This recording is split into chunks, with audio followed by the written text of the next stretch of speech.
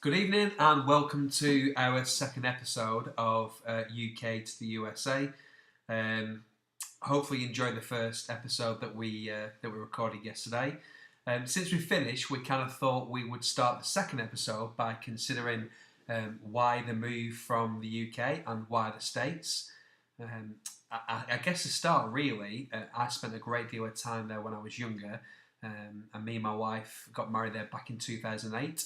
So Florida in particular has always had a special place in our hearts, and kind of me, my wife, and my daughter have been back a number of times since. So that's kind of the real underlying reasons as to why we kind of want to make this monumental move across to the USA. We basically, to be blunt, we just absolutely love it. The weather, the opportunities for us as a family, the opportunities for Scarlett, who's 9 at the moment, to be outside and the beach and the sea and the sunshine, sports at schools. There's so many reasons as to why this is just like a really good fit for us as a family. So that's why we've kind of decided to kind of sell up and make this move, this exciting move. The first thing we needed to do was to understand the best way to get there. What we will be doing in the coming weeks is to start to explain some of the different visas which are available, which I touched on in episode 1. I think I mentioned at the time that the E2 visa is the one that we'll be making the move with. A little bit of a background on this. For us, it's the best match because it's known as an entrepreneurial visa, which will allow us to set up a business over in the United States. Usually, these are granted for between 2 and 5 years. The process for this is very lengthy, so it's something that's going to take us a few weeks, a few months to kind of put the evidence together. You do have to commit quite a bit of funds in order to be able to have a successful visa application. I mean, there's no specific figure attached to it, but approximately $100,000. Plus, on top of that, you need the living costs, you need a business model, a really good business plan.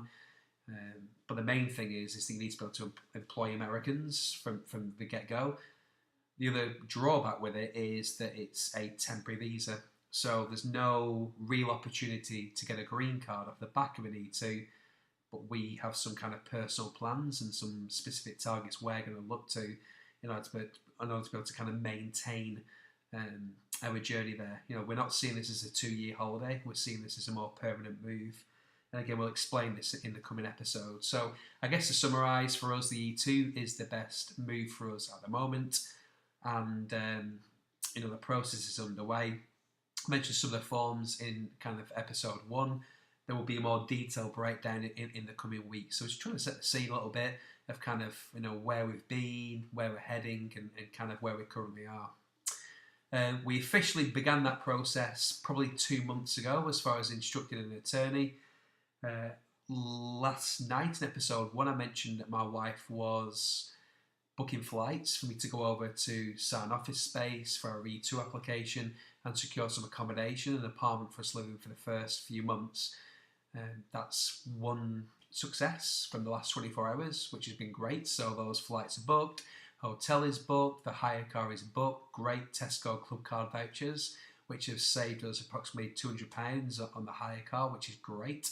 So we'll be flying out on the 5th of July for a week with a real clear itinerary of things we need to do, or I need to do, such as arranging Scarlett's school place, of which we need a medical to take place in the next couple of weeks in the UK before I fly to take with me to enrol her in school, to secure the apartment space.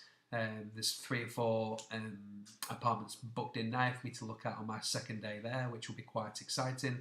So now that's all in place, at least we know that I've got that time to be able to commit the funds we need in order to be able to hopefully have a successful E2 application. So some other headlines, just very briefly, from the last 24 hours, just to keep you all updated, as well as booking the flights and the car and the hotels I mentioned. There's been the EU referendum, which has not necessarily worked in our favour, to be honest with you. So political views aside, the fact that there was a vote to leave the EU means that has had a significant impact on the pound to dollar.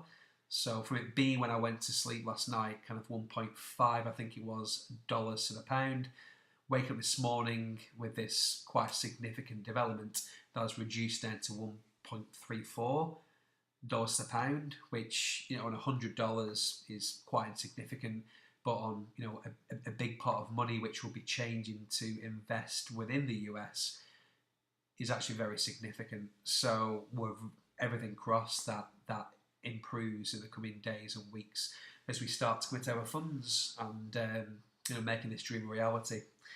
I guess to finish, I've had a call this evening as well. I mentioned episode 1, there was a couple of queries over some paperwork and I couldn't quite tie down the attorney. So I had the call booked in with her. She's called Laura. She's great. She's over in Los Angeles. And we had a quick 5-minute call. So the G28 forms and the other form that we needed some clarification on have now been signed. They are in an envelope and they will be posted tomorrow. Apparently don't use Royal Mail. Royal Mail, from her experience, either tends to go missing or just doesn't arrive. So we'll be using a different courier to be able to send that tomorrow. So hopefully that will be with them for next week. Final update is the business plan. As I mentioned, for the E2 visa, it's about investing funds to open a business. To open a business, you need a business plan. So this evening has been about improving the business plan, making sure my 5-year forecast for staffing is accurate, and making sure that that's in a position to submit with the other paperwork next week before I fly over to Florida on the 5th of July. So things are progressing well. As I mentioned in episode 1, there will be ups and downs within 24 hours. There have already been several ups and downs, but we're remaining committed and focused and positive, and we'll get there. So thank you for tuning in. We will be updating you tomorrow, which is Saturday, for a further update. But as far as the 24th of June 2016 is concerned, this is me, Mark, and my family from the UK signing off. See you soon.